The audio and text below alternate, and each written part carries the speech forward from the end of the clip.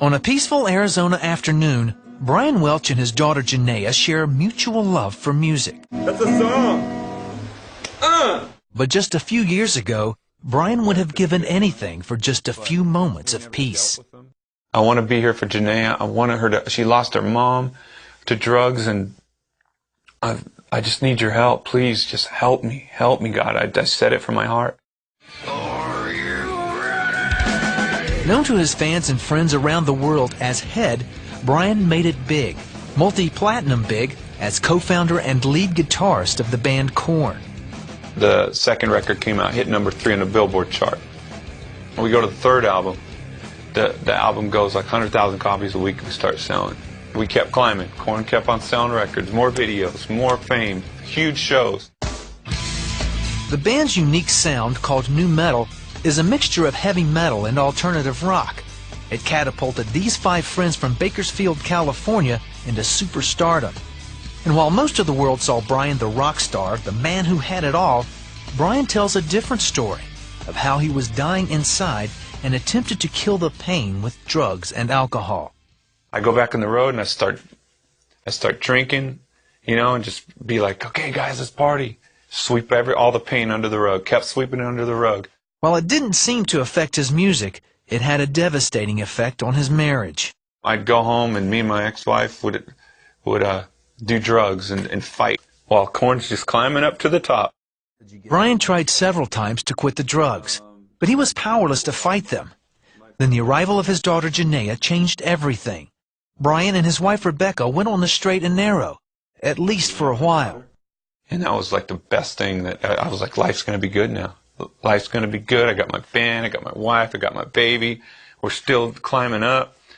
And then I go back on tour. I got clean while she was born and stuff. I go back on tour, pop open the beers after the first show. I'm instantly hooked again. Rebecca starts doing speed at home with the baby. And I'm still climbing, you know, success. And home is just horrible. Rebecca's missing. I'm missing my baby so bad. When I come home, I'm so drunk or hungover. And then I spent a couple days with my kid. I ended up bumping into someone that does speed. I do speed at home with my kid. And it just gets worse at home while the success grows, you know? Then his wife left him and Janaea, and they divorced.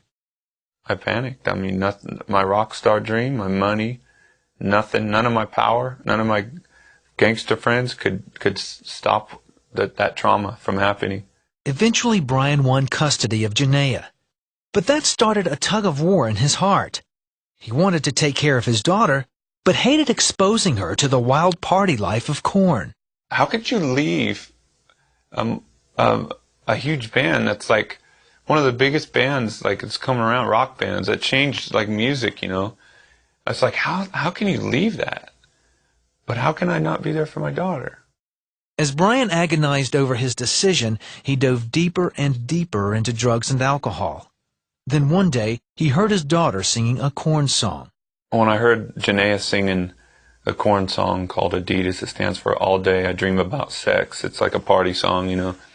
And when she sang that, you know, she didn't know what she was singing, but it was like, well, what am I doing to my kid, you know? I felt like a loser, the biggest loser in the world. And that's when, around the time when I was having those thoughts, you know, I'm no good for this kid, you know.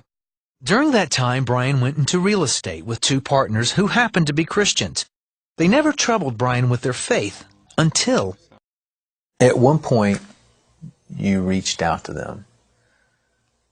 What happened? What made you reach out to them? And because you knew they were Christians. They actually reached out to me.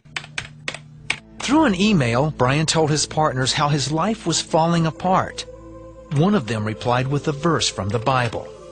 "Come to me, all you who are weary, and I will give you rest." And I was like, could Jesus be real? I was thinking that in my mind. Is this guy not just a goody-goody? Could there really be a God? And is he calling me? And I was like, I looked up that scripture and I wanted it to be true. Eventually, Brian went to church with him. So we went to the service and the music came on and all these people went up to the front, started praying, and I was like, this place is weird. But I was drawn. I felt something going on. he said, does anybody want to receive Christ? And I did it for myself. I was like, and I said the prayer, went home, rolled up a $100 bill, laid out a big line of speed, snorted it, and said, I remember it perfectly too. I was clear. And I said, Lord, if you're real like that guy says, please take these drugs from me. I can't quit. I want to do them, but I want to stop. Brian snorted speed and read the Bible for a week, searching for answers. Then one day, and I felt this peaceful presence, and I started shaking a little bit, and I got goosebumps everywhere. And the first thing I felt was, I love you. And I was like, Father, I was frozen. I said, Father. I was like, this is God.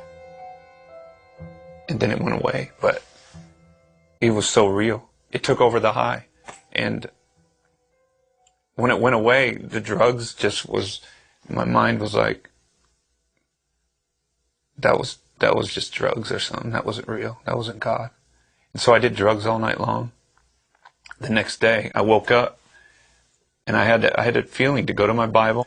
I opened it up and I pointed, and it said, the soul who sins is the soul who will die. And to me, right then, I was like, I felt like God told me right there, I revealed myself to you last night. It's time for you to stop the drugs. It's time for you to be done. And I just was consumed with fear. I was like, I went and grabbed all my drugs and threw them in the toilet and just said, I'm done, God. I'm yours now. I'm yours. And this is the last time I did drugs. That's pretty major for that to happen, for somebody to be on drugs for so long. Yeah. It was a miracle. And to be totally clean. at that same time in 2005, Brian split from KORN and sent the music world into a spin. Brian, on the other hand, was baptized in the Jordan River and started his new journey. Well, how did it feel to be released from KORN? To tell you the truth, God was real. He revealed himself to me. He kept revealing himself to me. And I felt his presence at my house. He's speaking through my kid. Like, just all this crazy stuff was happening, and that's all that mattered to me. I was like, okay, that band stuff, the stardom, the money, everything, it doesn't matter anymore. It's God. God, it was so real that I was like, I don't care what I do the rest of my life. Brian has taken his responsibility as a father head on. And now, instead of lewd lyrics, Janaea hears her dad talking about the love of Jesus. Brian chronicled his story in a best-selling autobiography called To Save Me From Myself. He's also back in the studio working on a new album. Both the book and the music reflect Brian's journey from self-destruction into the loving arms of God. Why do you think God put you here on this earth? He put me on earth to have fellowship and intimacy with him.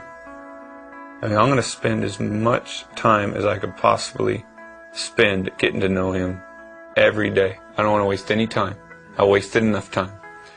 It's just, that's what I'm put on earth to do. Is be intimate with God, get to know him as much as I can in here, and let him fill me with his Spirit so he can do the work by bringing people into the kingdom.